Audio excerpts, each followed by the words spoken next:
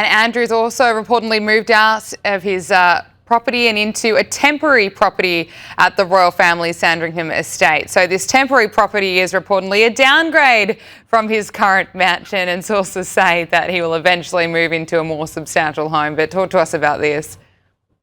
Well, it's not just a downgrade. They say it's moving from a palace to a shoebox, is what he said. It's tiny. It's got the boot, basically. It's the lodge lockout. And what's happened, it's the final Sandringham squeeze. The disgraced Duke has been downsized in this dramatic demotion.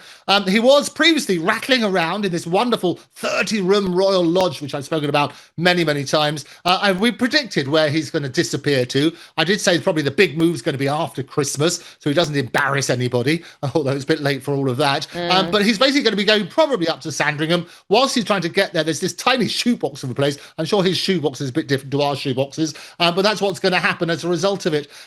There has been talk, as I talked again with you about him, possibly moving to Bahrain due to business ties there. And he's apparently expressed desires, I can exclusively reveal, to move into Prince Philip's previous retirement property, which was Wood Farm. So do look out for that in the new year if that's actually discussed. But the people are a bit concerned, the family's a little bit concerned that if he is there, that might be a little close to the rest of them. Okay, and what about Prince William and Princess Catherine's move to Forest Lodge? Because there are reports that locals are expressing backlash over this ring of steel around their new home, expressing that they feel unwelcome on their own turf. Talk to us about this.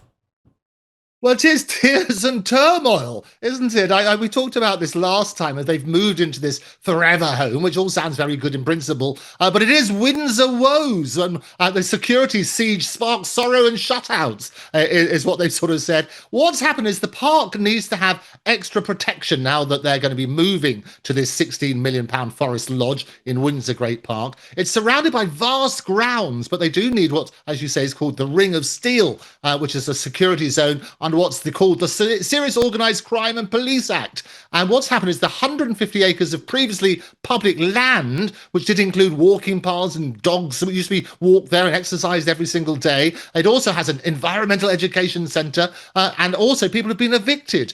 So all of those are now closing down and being shut off. And locals are basically talking about grief as a result of this sort of loss of access. And it's the Home Office over here. They've imposed this 2.3 mile personal exclusion area, and it's understood that anybody who's caught trespassing will be arrested. Now, that's not going to be very good for community spirits, but it's all about that sort of protection. William is fiercely protective of his privacy. He's always spoken about that in the light of what happened with Princess Diana. And he used to say that if you let that creep in, the loss of privacy, the damage can do to your family life is something that I vowed I would never happen to my family. So that's what's happening. That is that turmoil. There'll be more of that in the new year as well.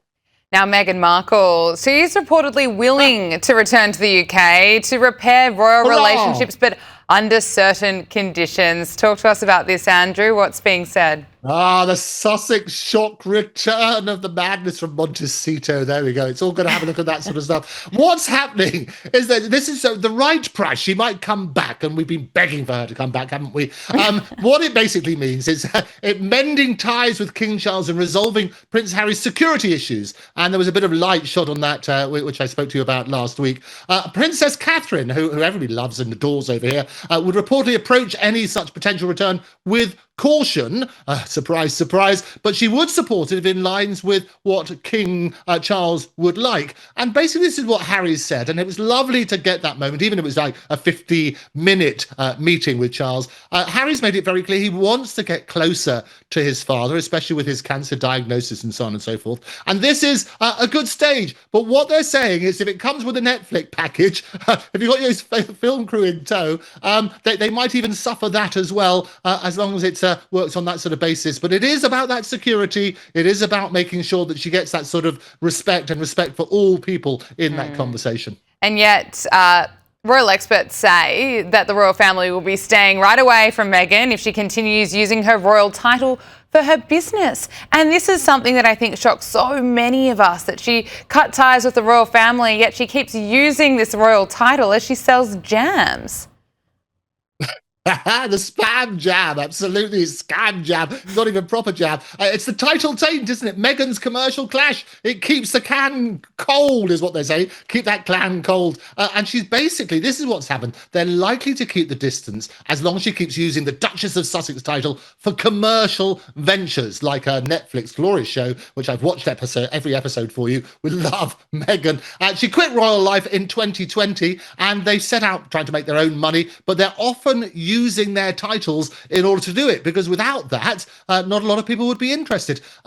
Other members of the royal family, they don't really like that. And even though she left royal duties in 2020, the very fact they're still keeping their titles and using them, they're entitled to keep them, but it's the use of them which happens, because the late Queen Elizabeth II, gave the titles to them on their 2018 wedding day. And whilst their titles could be removed in the same way as the former Prince Andrew, it's extremely unlikely that will happen.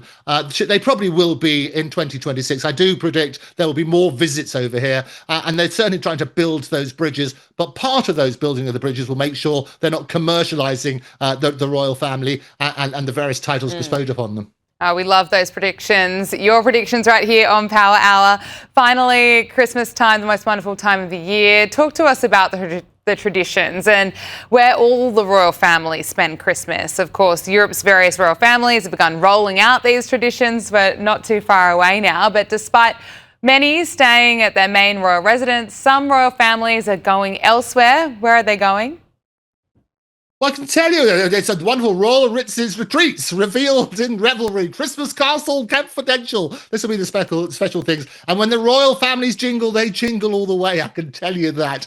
So we talk about the British family. I've spoken about this. Everybody knows that they do. They've just had the annual Carol concert, which was organised beautifully by Princess Catherine. They're going to be celebrating Christmas in the private residence at Sandringham. And every year they get there. I talked about some of the traditions. They arrive in order of seniority, that's so that the king isn't kept waiting.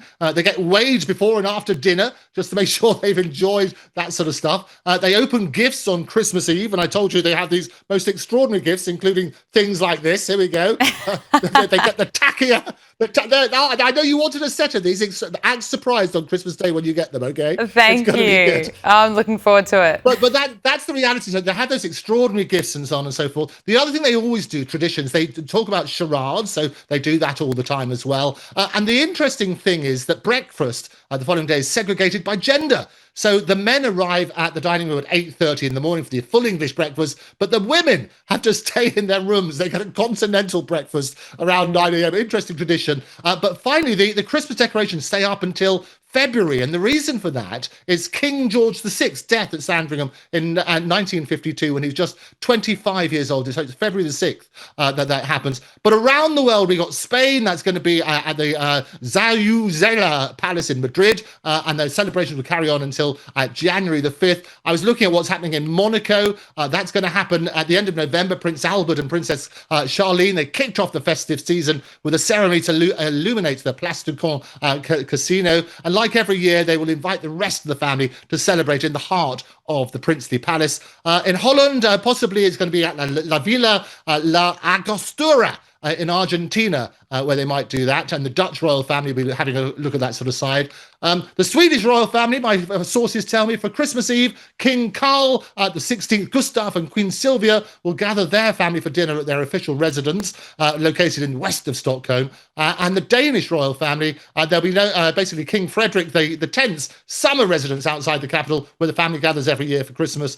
You've got the Belgian royal family. Since December the 8th, a gigantic Christmas tree has been enthroned in the heart of the royal palace in Brussels, and they do look magnificent, those trees. And Sweden, you've got the Christmas Eve dinner, will be near Stockholm, as we say, and the Belgium side at the Royal Palace in Brussels, with the tree, as I say, up since December the 8th. All around the world, there will be royal revelries, and we will make sure that in 2026, we're going to bring them all exclusively to you, Gabriella. And we cannot wait for that. Andrew Eborn, thank you so much. We really appreciate it.